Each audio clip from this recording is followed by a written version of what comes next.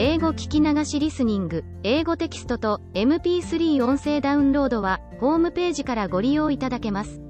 88thpp.com 88thpp.com Chapter 5. In which the narrative of our night's mishap is continued. Finding, then, that, in fact he could not move, he thought himself of having recourse to his usual remedy, which was to think of some passage in his books, and his craze brought to his mind that about Baldwin and the Marquis of Mantua, when Carlotta left him wounded on the mountainside, a story known by heart by the children, not forgotten by the young men, and lauded and even believed by the old folk, and for all that not a whit truer than the miracles of Mahomet.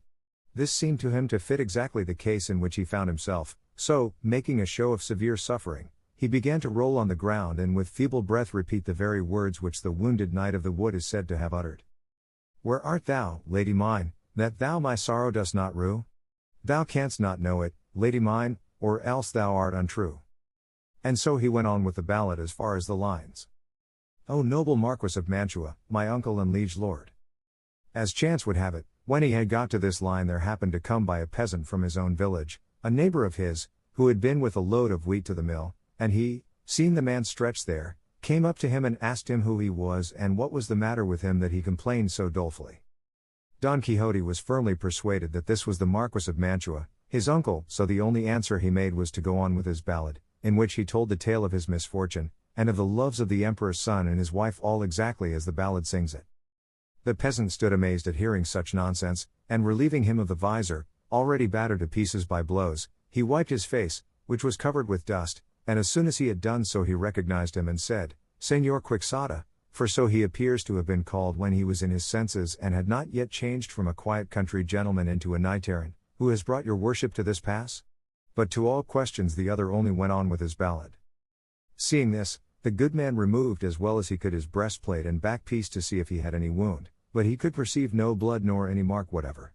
He then contrived to raise him from the ground, and with no little difficulty hoisted him upon his ass, which seemed to him to be the easiest mount for him, and collecting the arms, even to the splinters of the lance, he tied them on Rocinante, and leading him by the bridle and the ass by the halter he took the road for the village, very sad to hear what absurd stuff Don Quixote was talking. Nor was Don Quixote less so, for what with blows and bruises he could not sit upright on the ass, and from time to time he sent up sighs to heaven, so that once more he drove the peasant to ask what ailed him. And it could have been only the devil himself that put into his head tales to match his own adventures, for now, forgetting Baldwin, he bethought himself of the Moor Abindarraez, when the alcaide of Antequera, Rodrigo de Narvaez, took him prisoner and carried him away to his castle, so that when the peasant again asked him how he was and what ailed him, he gave him for reply the same words and phrases that the captive Abindarraez gave to Rodrigo de Narvaez, just as he had read the story in the Diana of Jorge de Montemayor where it is written, applying it to his own case so aptly that the peasant went along cursing his fate that he had to listen to such a lot of nonsense, from which, however, he came to the conclusion that his neighbor was mad, and so made all haste to reach the village to escape the wearisomeness of this harangue of Don Quixote's, who, at the end of it, said, Señor Don Rodrigo de Narvaez, your worship must know that this fair Zarifa I have mentioned is now the lovely Dulcinea del Toboso, for whom I have done, am doing, and will do the most famous deeds of chivalry that in this world have been seen, are to be seen, or ever shall be seen. To this the peasant answered, Señor, sinner that I am. Cannot your worship see that I am not Don Rodrigo de Narvaez nor the Marquis of Mantua, but Pedro Alonso your neighbor, and that your worship is neither Baldwin nor Abindarraez, but the worthy gentleman Señor Quixote? I know who I am, replied Don Quixote, and I know that I may be not only those I have named, but all the 12 peers of France and even all the 9 worthies, since my achievements surpass all that they have done altogether and each of them on his own account. With this talk and more of the same kind they reached the village just as night was beginning to fall, but the peasant waited until it was a little later that the belabored gentleman might not be seen riding in such a miserable trim. When it was what seemed to him the proper time he entered the village and went to Don Quixote's house, which he found all in confusion, and there were the curate and the village barber, who were great friends of Don Quixote, and his housekeeper was saying to them in a loud voice, What does your worship think can have befallen my master, Señor Licentiate Pero Perez? For so the curate was called. It is 3 days now since anything has been seen of him, or the hack, or the buckler, lance, or armor. Miserable me! I am certain of it, and it is as true as that I was born to die, that these accursed books of chivalry he has, and has got into the way of reading so constantly, have upset his reason, for now I remember having often heard him saying to himself that he would turn knight-errant and go all over the world in quest of adventures. To the devil and Barabbas with such books, that have brought to ruin in this way the finest understanding there was in all La Mancha. The niece said the same, and, more, you must know, Master Nicholas, for that was the name of the barber, it was often my uncle's way to stay 2 days and nights together poring over these unholy books of misventures, after which he would fling the book away and snatch up his sword and fall to slashing the walls, and when he was tired out he would say he had killed 4 giants like 4 towers, and the sweat that flowed from him when he was weary he said was the blood of the wounds he had received in battle, and then he would drink a great jug of cold water and become calm and quiet, saying that this water was a most precious potion which the sage Esquife, a great magician and friend of his, had brought him. But I take all the blame upon myself for never having told your worships of my uncle's vagaries, that you might put a stop to them before things had come to this pass, and burn all these accursed books, for he has a great number, that richly deserve to be burned like heretics. So say I too, said the curate, and by my faith tomorrow shall not pass without public judgment upon them, and may they be condemned to the flames lest they lead those that read to behave as my good friend seems to have behaved. All this the peasant heard, and from it he understood at last what was the matter with his neighbor, so he began calling aloud, Open, your worships, to Señor Baldwin and to Señor the Marquis of Mantua, who comes badly wounded, and to Señor Abindarraez, the Moor, whom the valiant Rodrigo de Narvaez, the alcaide of Antequera, brings captive. At these words they all hurried out, and when they recognized their friend, master and uncle, who had not yet dismounted from the ass because he could not, they ran to embrace him. Hold, said he, for I am badly wounded through my horse's fault, carry me to bed, and if possible send for the wise Urganda to cure and see to my wounds. See there. Plague on it, cried the housekeeper at this, did not my heart tell the truth as to which foot my master went lame of? To bed with your worship at once, and we will contrive to cure you here without fetching that Urganda. A curse I say once more, and 100 times more, on those books of chivalry that have brought your worship to such a pass. They carried him to bed at once, and after searching for his wounds could find none, but he said they were all bruises from having had a severe fall with his horse Rocinante when in combat with 10 giants, the biggest and the boldest to be found on earth. So, said the curate, are there giants in the dance? By the sign of the cross I will burn them tomorrow before the day is over. They put a host of questions to Don Quixote, but his only answer to all was, give him something to eat, and leave him to sleep, for that was what he needed most. They did so, and the curate questioned the peasant at great length as to how he had found Don Quixote. He told him, and the nonsense he had talked when found and on the way home, all which made the licentiate the more eager to do what he did the next day, which was to summon his friend the barber, Master Nicholas, and go with him to Don Quixote's house. Chapter 6. Of the diverting and important scrutiny which the curate and the barber made in the library of our ingenious gentleman. He was still sleeping, so the curate asked the niece for the keys of the room where the books, the authors of all the mischief, were, and right willingly she gave them.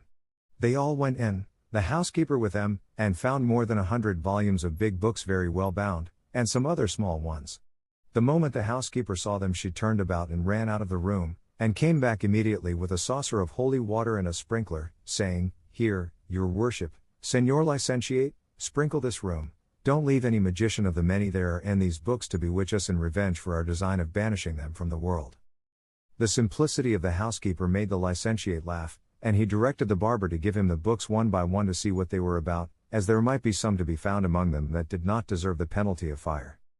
No, said the niece, there is no reason for showing mercy to any of them, they have every one of them done mischief, better fling them out of the window into the court and make a pile of them and set fire to them, or else carry them into the yard, and there a bonfire can be made without the smoke giving any annoyance. The housekeeper said the same, so eager were they both for the slaughter of those innocents, but the curate would not agree to it without first reading at any rate the titles. The first that Master Nicholas put into his hand was the 4 books of Amadis of Gaul. This seems a mysterious thing, said the curate, for, as I have heard say, this was the first book of chivalry printed in Spain, and from this all the others derive their birth and origin, so it seems to me that we ought inexorably to condemn it to the flames as the founder of so vile a sect. Nay, sir, said the barber, I too, have heard say that this is the best of all the books of this kind that have been written, and so, as something singular in its line, it ought to be pardoned. True, said the curate, and for that reason let its life be spared for the present. Let us see that other which is next to it. It is, said the barber, the Sergus de Esplandian, the lawful son of Amadis of Gaul. Then verily, said the curate, the merit of the father must not be put down to the account of the son. Take it, mistress housekeeper, open the window and fling it into the yard and lay the foundation of the pile for the bonfire we are to make. The housekeeper obeyed with great satisfaction, and the worthy Esplandian went flying into the yard to await with all patience the fire that was in store for him. Proceed, said the curate. This that comes next, said the barber, is Amadis of Greece, and, indeed, I believe all those on this side are of the same Amadis lineage. Then to the yard with the whole of them, said the curate, for to have the burning of Queen Pindaquiniestra, and the shepherd Darinel and his eclogues, and the bedeviled and involved discourses of his author, I would burn with them the father who begot me if he were going about in the guise of a knight-errant. I am of the same mind, said the barber. And so am I, added the niece. In that case, said the housekeeper, here, into the yard with them. They were handed to her, and as there were many of them, she spared herself the staircase, and flung them down out of the window. Who is that tub there? Said the curate. This, said the barber, is Don Olivant de Laura. The author of that book, said the curate, was the same that wrote The Garden of Flowers, and truly there is no deciding which of the two books is the more truthful, or, to put it better, the less lying. All I can say is, send this one into the yard for a swaggering fool. This that follows is Florismarte of Hircania, said the barber. Senor Florismarte here, said the curate, then by my faith he must take up his quarters in the yard, in spite of his marvelous birth and visionary adventures, for the stiffness and dryness of his style deserve nothing else. Into the yard with him and the other, mistress housekeeper. With all my heart, senor, said she, and executed the order with great delight. This, said the barber, is the Knight Platire. An old book that, said the curate, but I find no reason for clemency in it, send it after the others without appeal, which was done. Another book was opened, and they saw it was entitled, The Knight of the Cross. For the sake of the holy name this book has, said the curate, its ignorance might be excused, but then, they say, behind the cross there's the devil, to the fire with it. Taking down another book, the barber said, this is the Mirror of Chivalry. I know his worship, said the curate, that is where Senor Reinaldos of Montalvan figures with his friends and comrades, greater thieves than Cacus, and the 12 peers of France with the veracious historian Turpin. However, I am not for condemning them to more than perpetual banishment, because, at any rate, they have some share in the invention of the famous Matteo Boiardo, whence to the Christian poet Ludovico Ariosto wove his web, to whom, if I find him here, and speaking any language but his own, I shall show no respect whatever, but if he speaks his own tongue I will put him upon my head. Well, I have him in Italian, said the barber, but I do not understand him. Nor would it be well that you should understand him, said the curate, and on that score we might have excused the captain if he had not brought him into Spain and turned him into Castilian. He robbed him of a great deal of his natural force, and so do all those who try to turn books written in verse into another language, for, with all the pains they take and all the cleverness they show, they never can reach the level of the originals as they were first produced. In short, I say that this book, and all that may be found treating of those French affairs, should be thrown into or deposited in some dry well, until after more consideration it is settled what is to be done with them, excepting always one Bernardo del Carpio that is going about, and another called Roncesvalles, for these, if they come into my hands, shall pass at once into those of the housekeeper, and from hers into the fire without any reprieve. To all this the barber gave his assent, and looked upon it as right and proper, being persuaded that the curate was so staunch to the faith and loyal to the truth that he would not for the world say anything opposed to them. Opening another book he saw it was Palmerin de Oliva, and beside it was another called Palmerin of England, seeing which the licentiate said, let the olive be made firewood of at once and burned until no ashes even are left, and let that palm of England be kept and preserved as a thing that stands alone, and let such another case be made for it as that which Alexander found among the spoils of Darius and set aside for the safe keeping of the works of the poet Homer. This book, Gossip, is of authority for two reasons, first because it is very good, and secondly because it is said to have been written by a wise and witty king of Portugal. All the adventures at the castle of Maragarda are excellent and of admirable contrivance, and the language is polished and clear, studying and observing the style befitting the speaker with propriety and judgment. So then, provided it seems good to you, Master Nicholas, I say let this and Amadis of Gaul be remitted the penalty of fire, and as for all the rest, let them perish without further question or query. Nay, gossip, said the barber, for this that I have here is the famous Don Bellianus. Well, said the curate, that and the second, third, and fourth parts all stand in need of a little rhubarb to purge their excessive bile, and they must be cleared of all that stuff about the castle of fame and other greater affectations, to which end let them be allowed the overseas term, and, according as they mend, so shall mercy or justice be meted out to them. And in the meantime, gossip, do you keep them in your house and let no one read them? With all my heart, said the barber, and not caring to tire himself with reading more books of chivalry, he told the housekeeper to take all the big ones and throw them into the yard. It was not said to one dull or deaf, but to one who enjoyed burning them more than weaving the broadest and finest web that could be, and seizing about 8 at a time, she flung them out of the window. In carrying so many together she let one fall at the feet of the barber, who took it up, curious to know whose it was, and found it said, History of the Famous Knight, Tirante el Blanco. God bless me, said the curate with a shout, Tirante el Blanco here. Hand it over, gossip, for in it I reckon I have found a treasury of enjoyment and a mine of recreation. Here is Don Kirillison of Montalvan, a valiant knight, and his brother Thomas of Montalvan, and the knight Fonseca, with the battle the bold Tirante fought with the mastiff, and the witticisms of the damsel Placer de Mivita, and the loves and wiles of the widow Riposata, and the empress in love with the squire Ippolito. In truth, gossip, by right of its style it is the best book in the world. Here knights eat and sleep, and die in their beds, and make their wills before dying, and a great deal more of which there is nothing in all the other books. Nevertheless, I say he who wrote it, for deliberately composing such fooleries, deserves to be sent to the galleys for life. Take it home with you and read it, and you will see that what I have said is true. As you will, said the barber, but what are we to do with these little books that are left? These must be, not chivalry, but poetry, said the curate, and opening one he saw it was the Diana of Jorge de Montemayor, and, supposing all the others to be of the same sort, these, he said, do not deserve to be burned like the others, for they neither do nor can do the mischief the books of chivalry have done, being books of entertainment that can hurt no one. Ah, senor, said the niece, your worship had better order these to be burned as well as the others, for it would be no wonder if, after being cured of his chivalry disorder, my uncle, by reading these, took a fancy to turn shepherd and range the woods and fields singing and piping, or, what would be still worse, to turn poet, which they say is an incurable and infectious malady. The damsel is right, said the curate, and it will be well to put this stumbling block and temptation out of our friend's way. To begin, then, with the Diana of Montemayor. I am of opinion it should not be burned, but that it should be cleared of all that about the sage Felicia and the magic water, and of almost all the longer pieces of verse. Let it keep, and welcome, its prose and the honor of being the first of books of the kind. This that comes next, said the barber, is the Diana, entitled the second part, by the Salamancan, and this other has the same title, and its author is Gil Polo. As for that of the Salamancan, replied the curate, let it go to swell the number of the condemned in the yard, and let Gil Polo's be preserved as if it came from Apollo himself, but get on, gossip, and make haste, for it is growing late. This book, said the barber, opening another, is the 10 books of the Fortune of Love, written by Antonio de Lofraso, a Sardinian poet. By the orders I have received, said the curate, since Apollo has been Apollo, and the muses have been muses, and poets have been poets, so droll and absurd a book as this has never been written, and in its way it is the best and the most singular of all of this species that have as yet appeared, and he who has not read it may be sure he has never read what is delightful. Give it here, gossip, for I make more account of having found it than if they had given me a cassock of Florence stuff.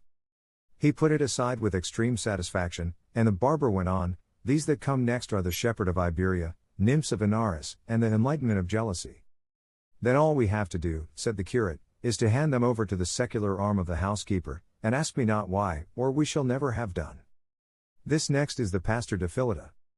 No pastor that, said the curate, but a highly polished courtier, let it be preserved as a precious jewel.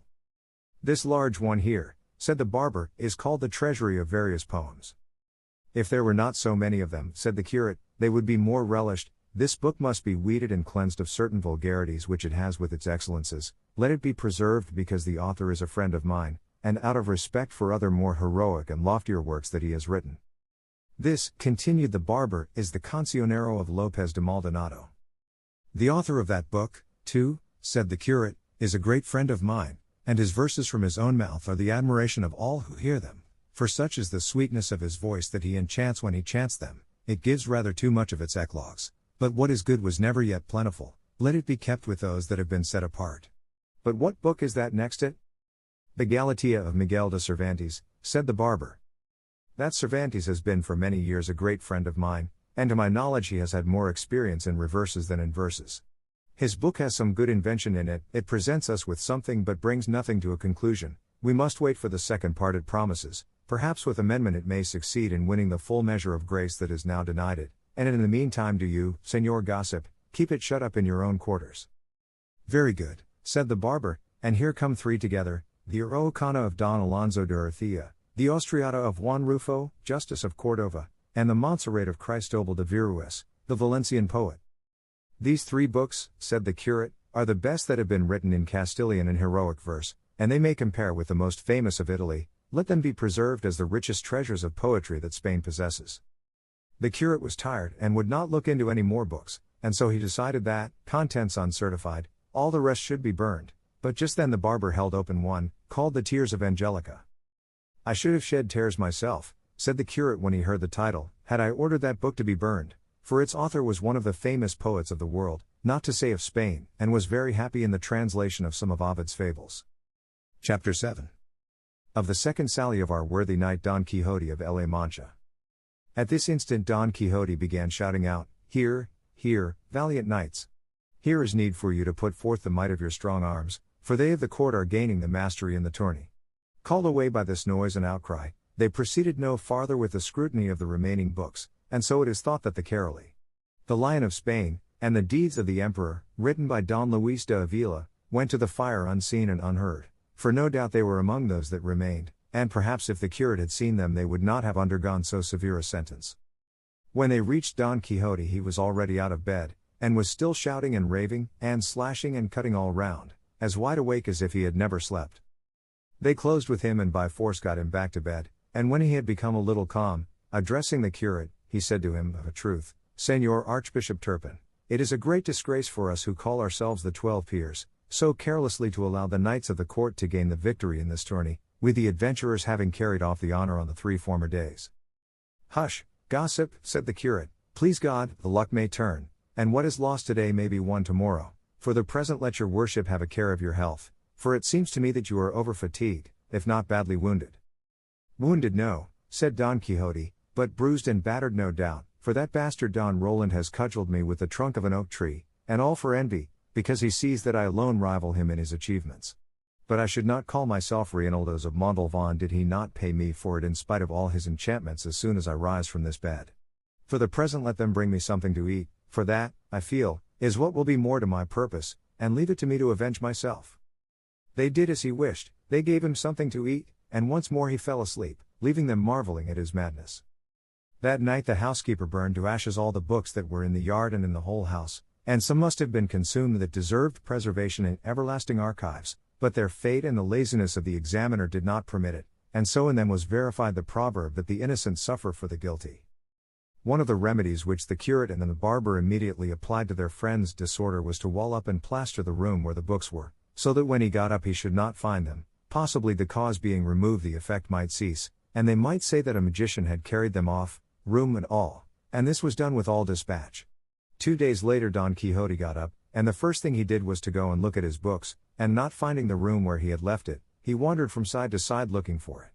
He came to the place where the door used to be, and tried it with his hands, and turned and twisted his eyes in every direction without saying a word, but after a good while he asked his housekeeper whereabouts was the room that held his books. The housekeeper, who had been already well instructed in what she was to answer, said, What room or what nothing is it that your worship is looking for? There are neither room nor books in this house now, for the devil himself has carried all away.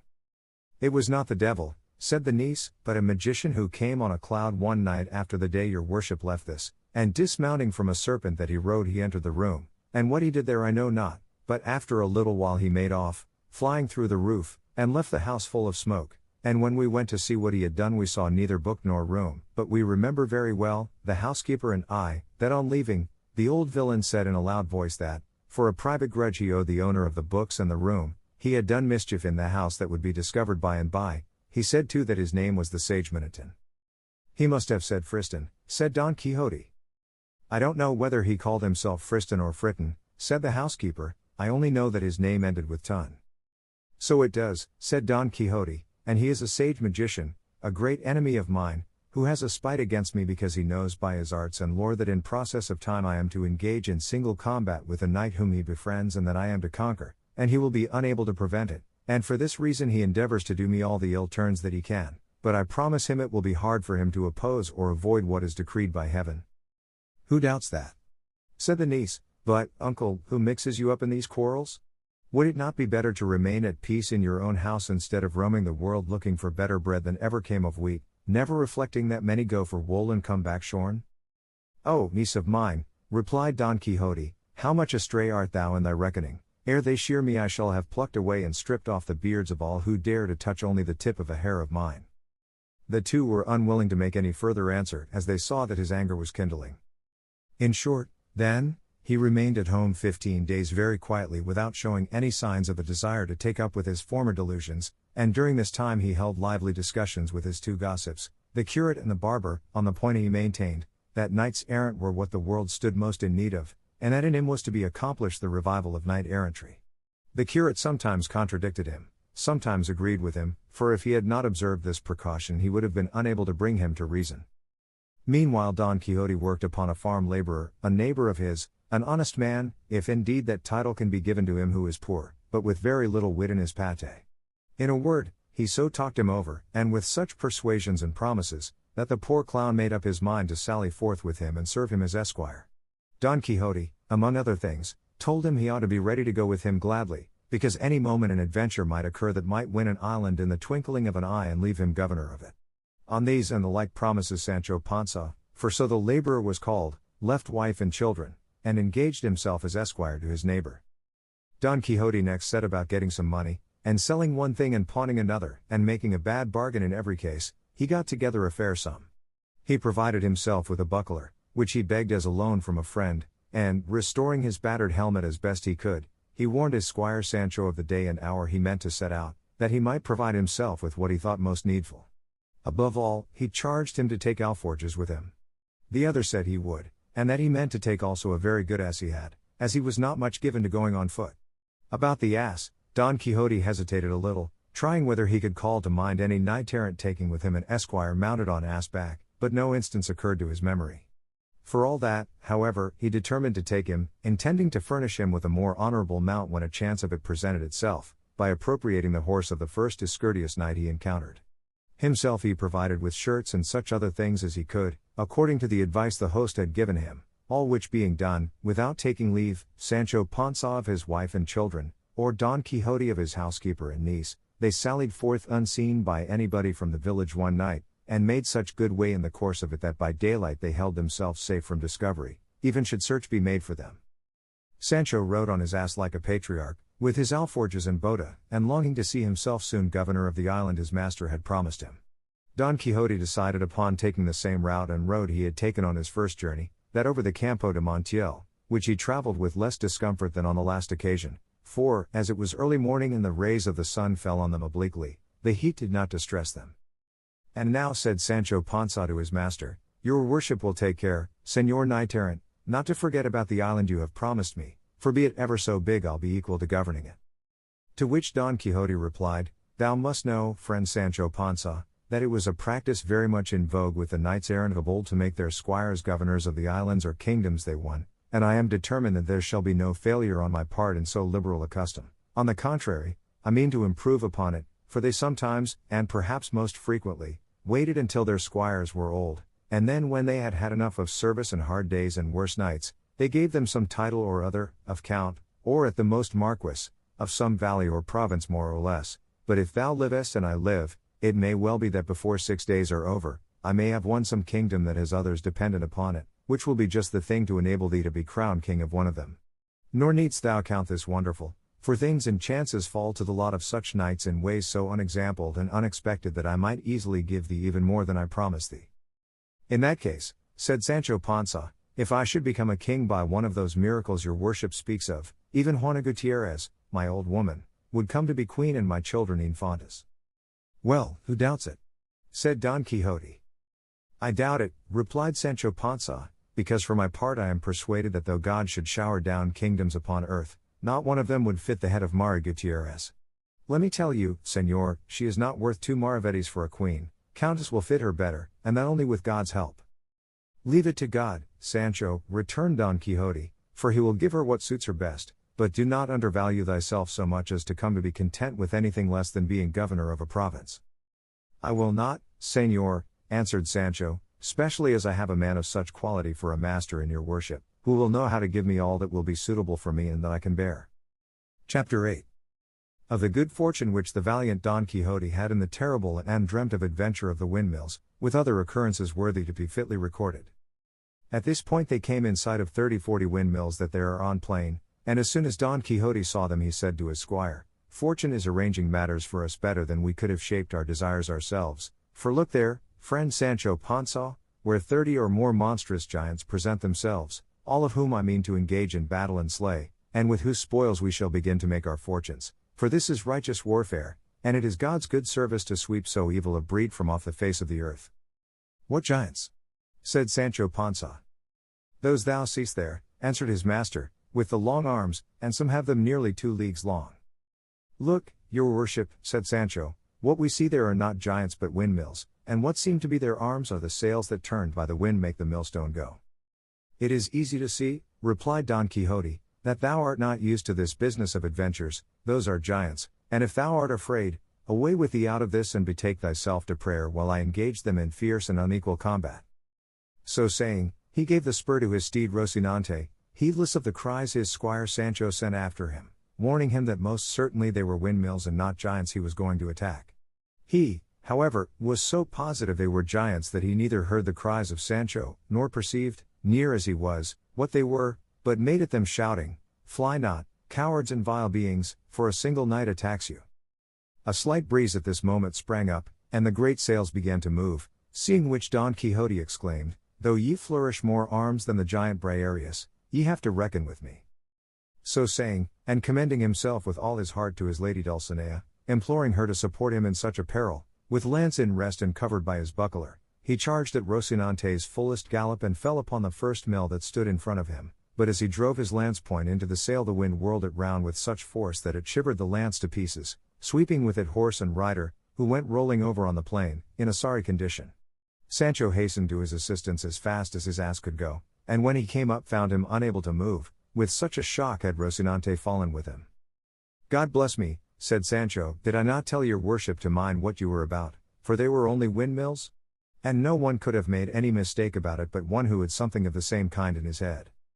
Hush, friend Sancho, replied Don Quixote, the fortunes of war more than any other are liable to frequent fluctuations, and moreover I think, and it is the truth, that same sage Friston who carried off my study and books, has turned these giants into mills in order to rob me of the glory of vanquishing them, such is the enmity he bears me, but in the end his wicked arts will avail but little against my good sword.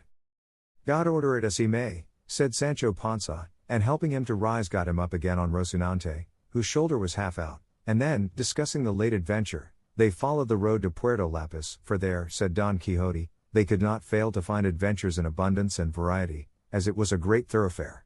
For all that, he was much grieved at the loss of his lance, and saying so to his squire, he added, I remember having read how a Spanish knight, Diego Perez de Vargas by name, having broken his sword in battle, tore from an oak a ponderous bough or branch, and with it did such things that day, and pounded so many Moors, that he got the surname of Machuca, and he and his descendants from that day forth were called Vargas y Machuca. I mention this because from the first oak I see I mean to rend such another branch, large and stout like that, with which I am determined and resolved to do such deeds that thou mayest deem thyself very fortunate in being found worthy to come and see them, and be an eyewitness of things that will with difficulty be believed. Be that as God will, said Sancho, I believe it all as your worship says it, but straighten yourself a little, for you seem all on one side, may be from the shaking of the fall. That is the truth, said Don Quixote, and if I make no complaint of the pain it is because knights errant are not permitted to complain of any wound, even though their bowels be coming out through it. If so, said Sancho, I have nothing to say, but God knows I would rather your worship complain when anything ailed you. For my part, I confess I must complain however small the ache may be, unless this rule about not complaining extends to the squires of knights errant also. Don Quixote could not help laughing at his squire's simplicity, and he assured him he might complain whenever and however he chose, just as he liked, for, so far, he had never read of anything to the contrary in the order of knighthood. Sancho bade him remember it was dinner time, to which his master answered that he wanted nothing himself just then, but that he might eat when he had a mind. With this permission Sancho settled himself as comfortably as he could on his beast, and taking out of the alforges what he had stowed away in them, he jogged along behind his master munching deliberately, and from time to time taking a pull at the bota with a relish that the thirstiest tapster in Malaga might have envied. And while he went on in this way, gulping down draught after draught, he never gave a thought to any of the promises his master had made him, nor did he rate it as hardship but rather as recreation going in quest of adventures, however dangerous they might be. Finally they passed the night among some trees, from one of which Don Quixote plucked a dry branch to serve him after a fashion as a lance, and fixed on it the head he had removed from the broken one. All that night Don Quixote lay awake thinking of his lady Dulcinea, in order to conform to what he had read in his books, how many a night in the forests and deserts knights used to lie sleepless supported by the memory of their mistresses.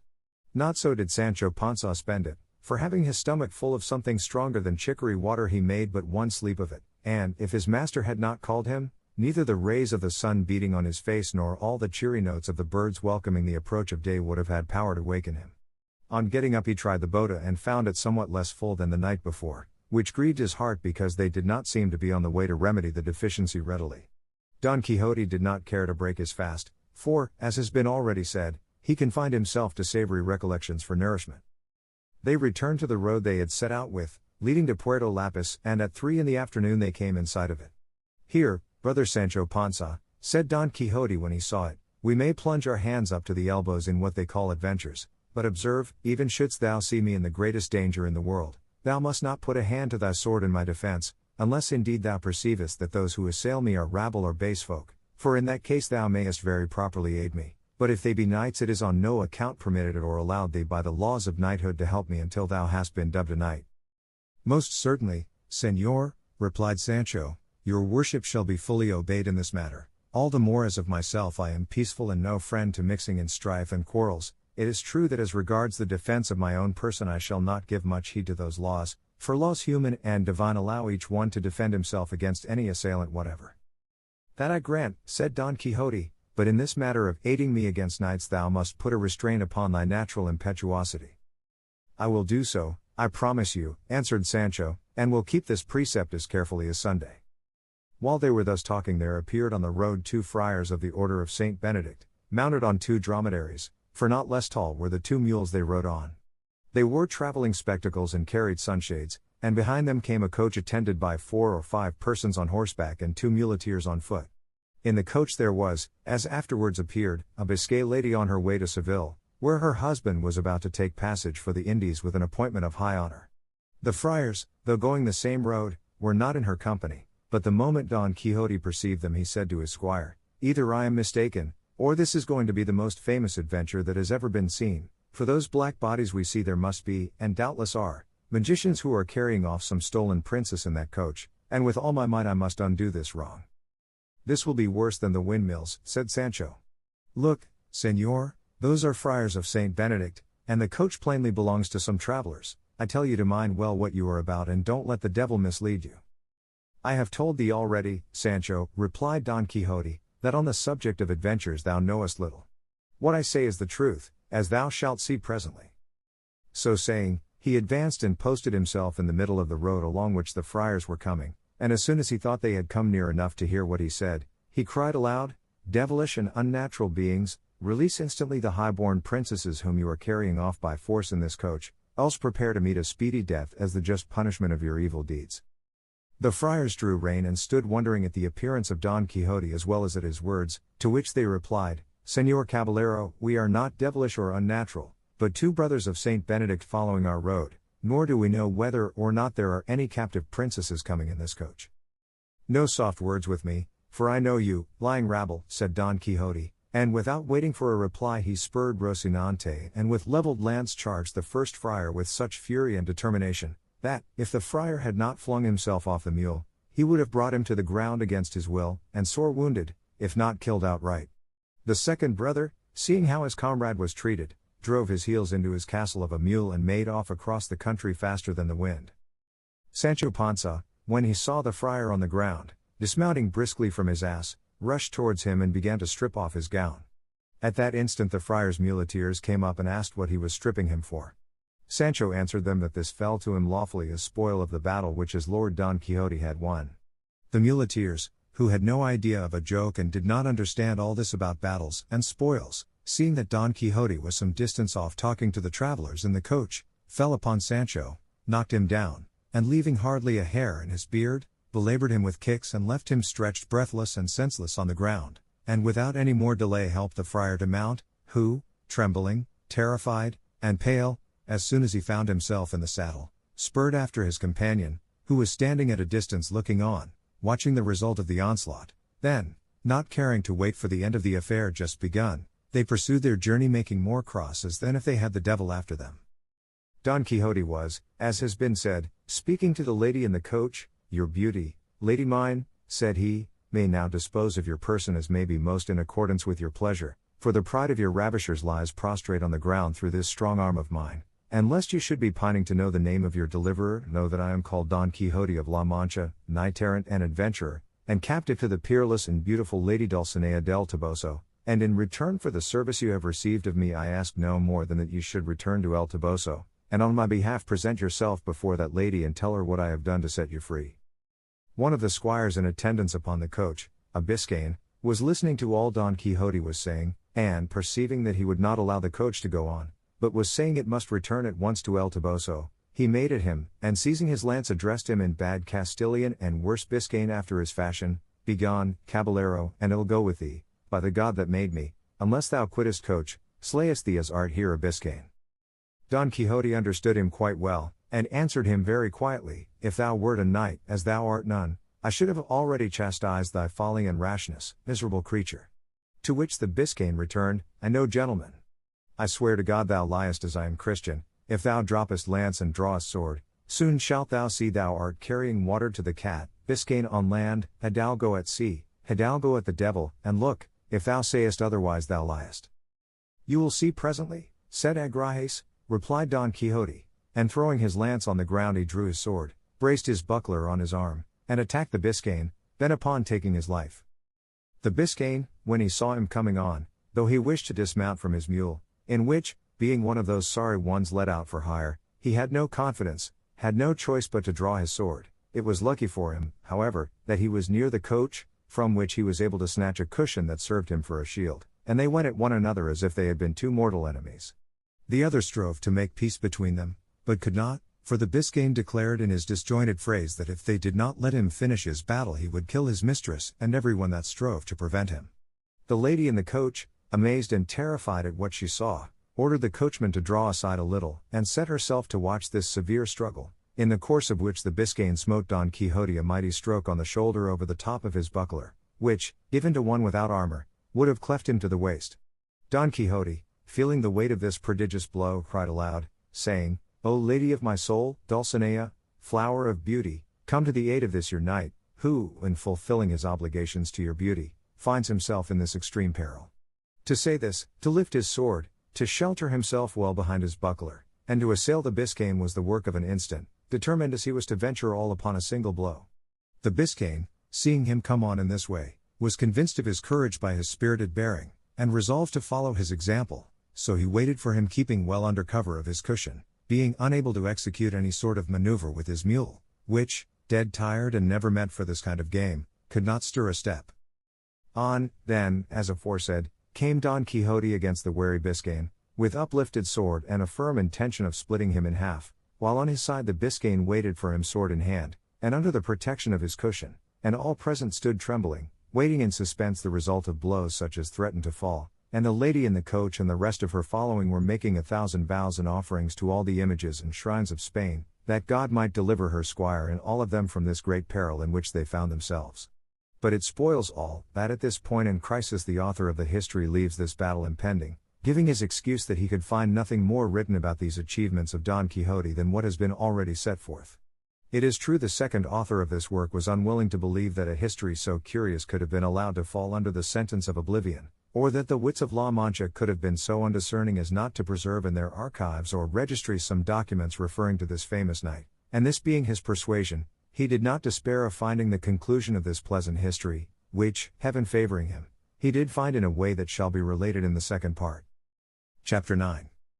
In which is concluded and finished the terrific battle between the gallant Biscayan and the valiant Manchegan. In the first part of this history we left the valiant Biscayan and the renowned Don Quixote with drawn swords uplifted, ready to deliver two such furious slashing blows that if they had fallen full and fair they would at least have split and cleft them asunder from top to toe and laid them open like a pomegranate. And at this so critical point the delightful history came to a stop and stood cut short without any intimation from the author where what was missing was to be found. This distressed me greatly, because the pleasure derived from having read such a small portion turned to vexation at the thought of the poor chance that presented itself of finding the large part that, so it seemed to me, was missing of such an interesting tale. It appeared to me to be a thing impossible and contrary to all precedent that so good a knight should have been without some sage to undertake the task of writing his marvelous achievements, a thing that was never wanting to any of those knights errant who, they say, went after adventures, for every one of them had one or two sages as if made on purpose, who not only recorded their deeds but described their most trifling thoughts and follies, however secret they might be, and such a good knight could not have been so unfortunate as not to have what Platire and others like him had in abundance. And so I could not bring myself to believe that such a gallant tale had been left maimed and mutilated, and I laid the blame on time, the devourer and destroyer of all things, that had either concealed or consumed it. On the other hand, it struck me that, inasmuch as among his books there had been found such modern ones as the Enlightenment of Jealousy and the Nymphs and Shepherds of Benares, his story must likewise be modern, and that though it might not be written, it might exist in the memory of the people of his village and of those in the neighborhood.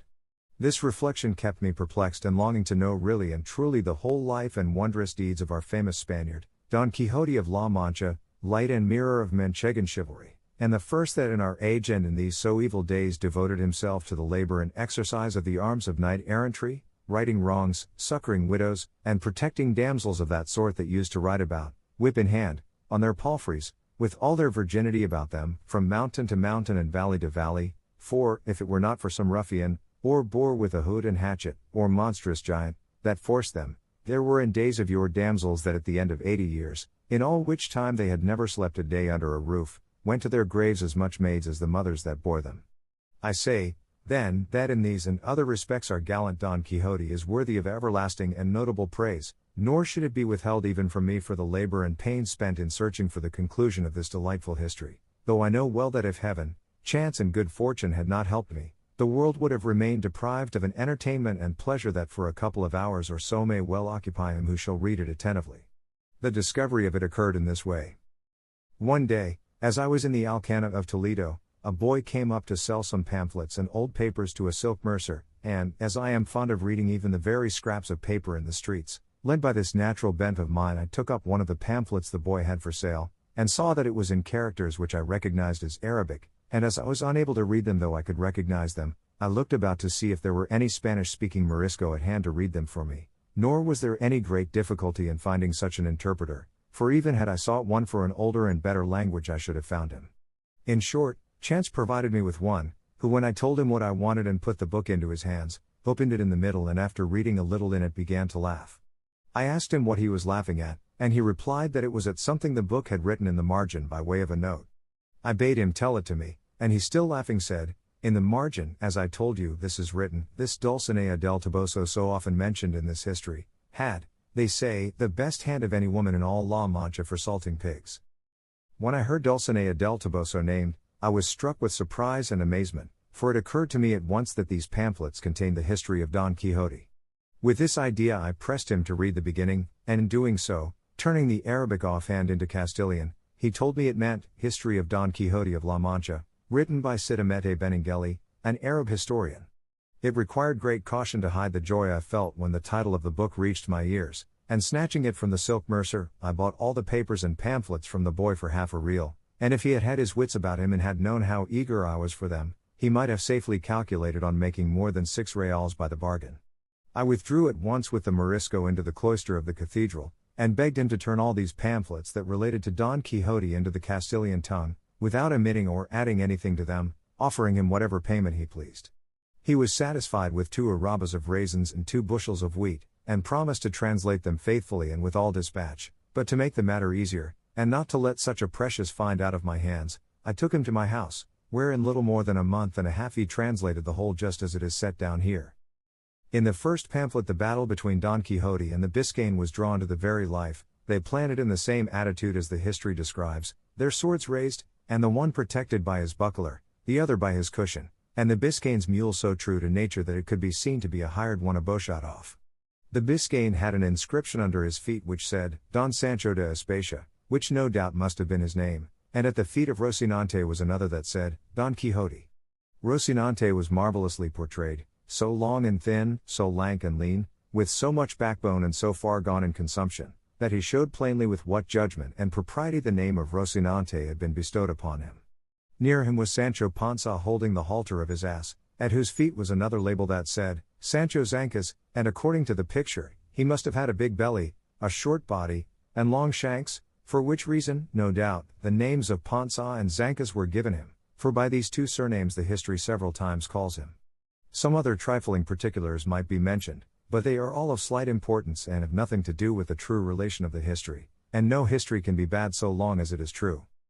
If against the present one any objection be raised on the score of its truth, it can only be that its author was an Arab, as lying is a very common propensity with those of that nation, though, as they are such enemies of ours, it is conceivable that there were omissions rather than additions made in the course of it. And this is my own opinion, for, where he could and should give freedom to his pen in praise of so worthy a knight, he seems to me deliberately to pass it over in silence, which is ill done and worse contrived, for it is the business and duty of historians to be exact, truthful, and wholly free from passion, and neither interest nor fear, hatred nor love, should make them swerve from the path of truth, whose mother is history, rival of time, storehouse of deeds, witness for the past, example and counsel for the present, and warning for the future.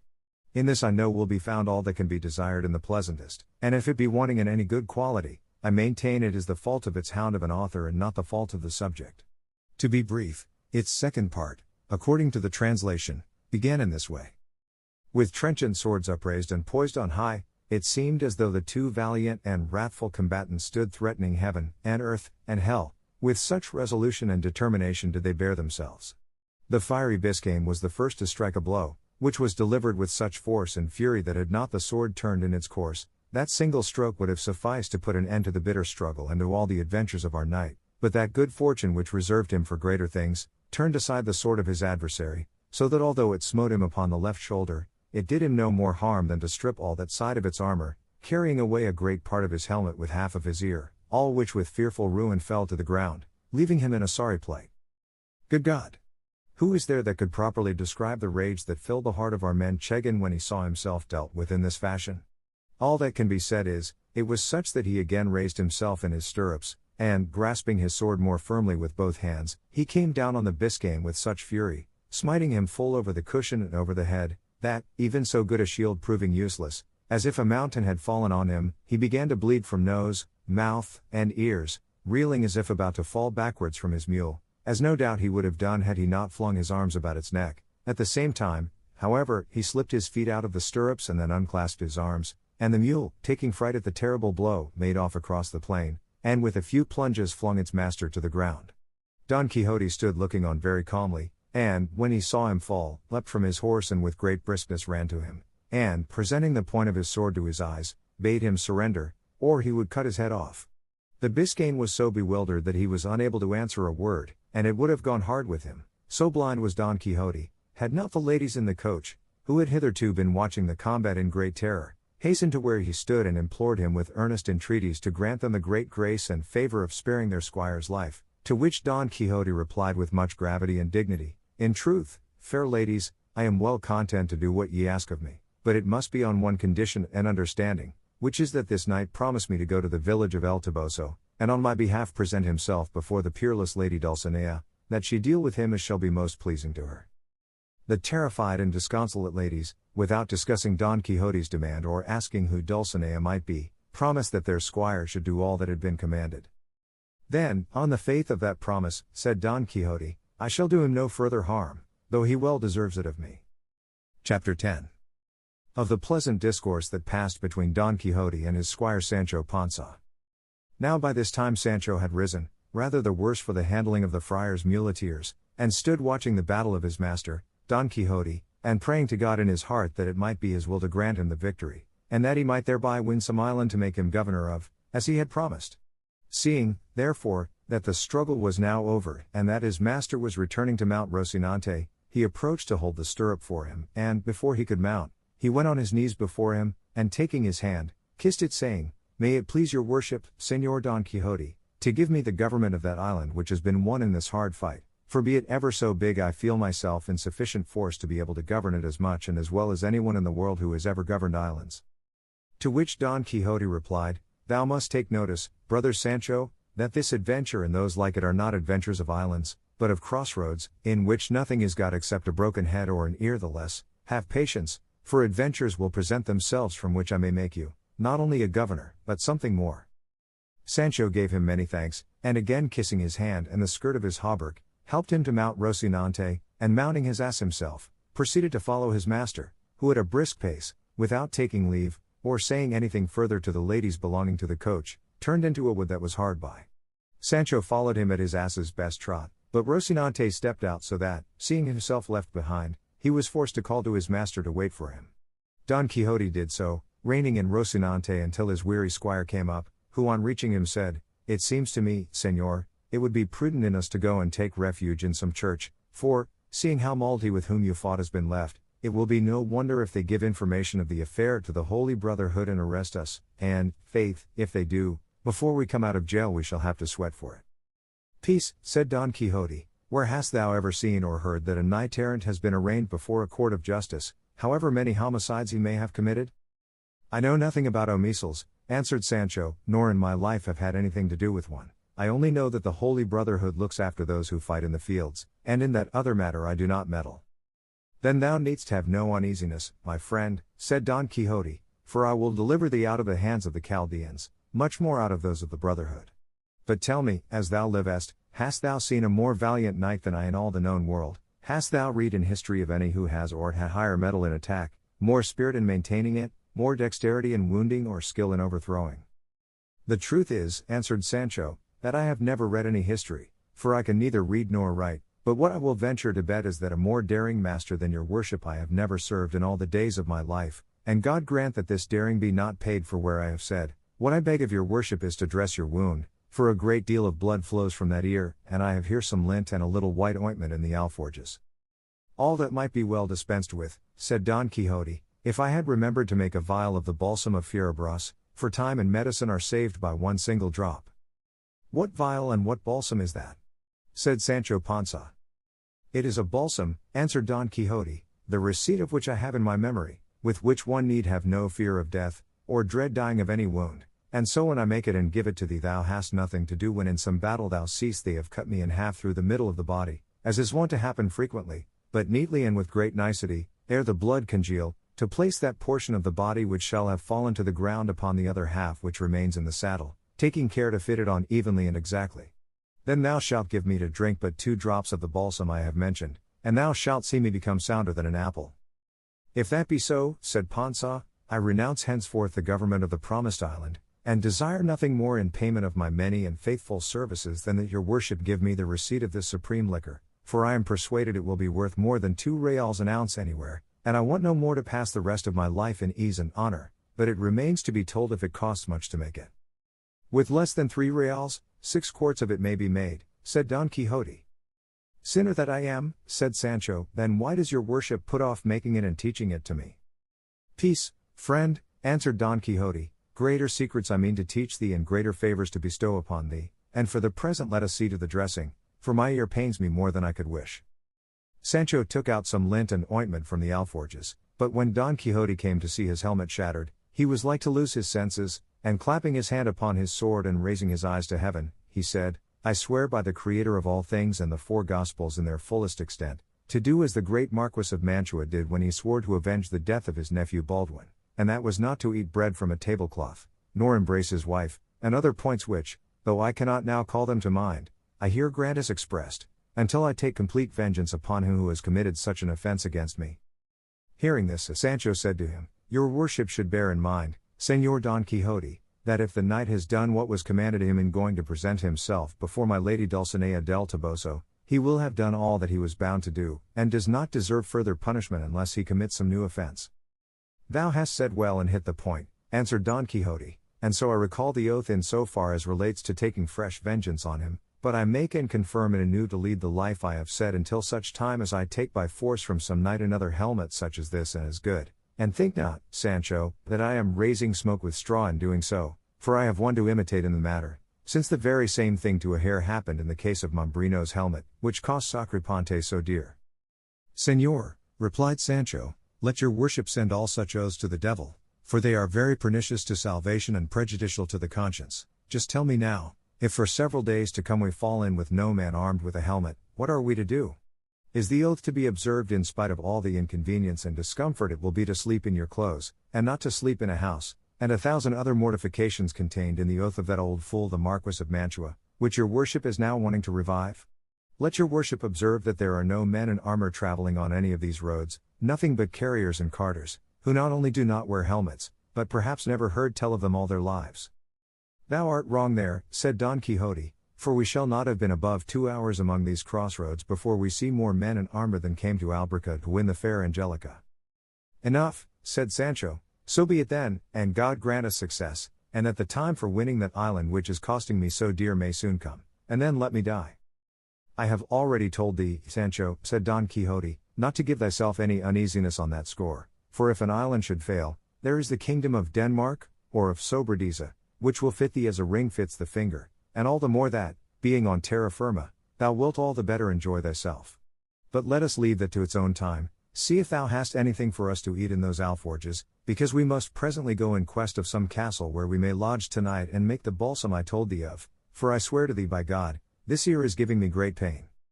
I have here an onion and a little cheese and a few scraps of bread, said Sancho, but they are not victuals fit for a valiant knight like your worship. How little thou knowest about it, answered Don Quixote. I would have thee to know, Sancho, that it is the glory of knights errant to go without eating for a month, and even when they do eat, that it should be of what comes first to hand, and this would have been clear to thee hadst thou read as many histories as I have, for, though they are very many, among them all I have found no mention made of knights errant eating, unless by accident or at some sumptuous banquets prepared for them, and the rest of the time they passed in dalliance. And though it is plain they could not do without eating and performing all the other natural functions, because, in fact, they were men like ourselves, it is plain too that, wandering as they did the most part of their lives through woods and wilds and without a cook, their most usual fare would be rustic viands such as those thou now offer me, so that, friend Sancho, let not that distress thee which pleases me, and do not seek to make a new world or pervert knight-errantry. Pardon me, your worship, said Sancho, for, as I cannot read or write, as I said just now, I neither know nor comprehend the rules of the profession of chivalry. Henceforward I will stock the alforges with every kind of dry fruit for your worship, as you are a knight, and for myself, as I am not one, I will furnish them with poultry and other things more substantial. I do not say, Sancho, replied Don Quixote, that it is imperative on knights errant not to eat anything else but the fruits thou speakest of, only that their more usual diet must be those, and certain herbs they found in the fields which they knew and I know too. A good thing it is, answered Sancho, to know those herbs, for to my thinking it will be needful some day to put that knowledge into practice. And here taking out what he said he had brought, the pair made their repast peaceably and sociably. But anxious to find quarters for the night, they with all dispatch made an end of their poor dry fare, mounted at once, and made haste to reach some habitation before night set in, but daylight and the hope of succeeding in their object failed them close by the huts of some goatherds, so they determined to pass the night there, and it was as much to Sancho's discontent not to have reached a house, as it was to his master's satisfaction to sleep under the open heaven, for he fancied that each time this happened to him he performed an act of ownership that helped to prove his chivalry. 物語の続きは、ホームページからお聞きいただけます。また、テキスト、MP3 ダウンロードも合わせてご利用ください。88thpp.com